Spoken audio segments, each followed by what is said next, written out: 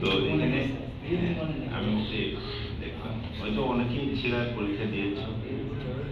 তো আজকে এখানে অনেকেই তোমরা খুবই ভালো কোয়ালিটি সম্পন্ন, প্রত্যেকেই বিসিএস ভালো কিছু পাওয়ার মতো তোমাদের যোগ্যতা, তোমাদের সেই পরিমাণ লেখাপড়ার তোমাদের অভিজ্ঞতা রয়েছে।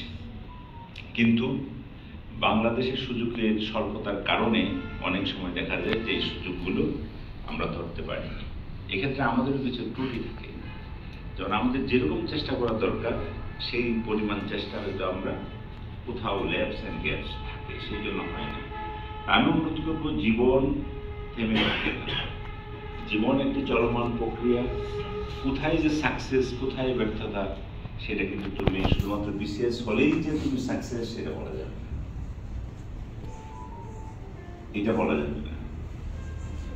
চাকরি জীবনে সাকসেস ডিপেন্ড করে তুমি কতটুকু ভালোভাবে কাজটা সম্পন্ন করতে পেরেছ, তোমার ডিপার্টমেন্ট অথবা কর্তৃপক্ষ তোমাকে কীভাবে মূল্যায়ন করেছে, কতটুকু সম্মান দিয়েছে, সেটার উপর ডিপেন্ড করে। এখান থেকে এই আমাদের যুব উন্নয়ন প্রশিক্ষণ কেন্দ্র, যুব উন্নয়ন অধিদপ্তরের অনেক কর্মকর্তা অনেক সম্মানিত হয়েছে বাংলাদেশে।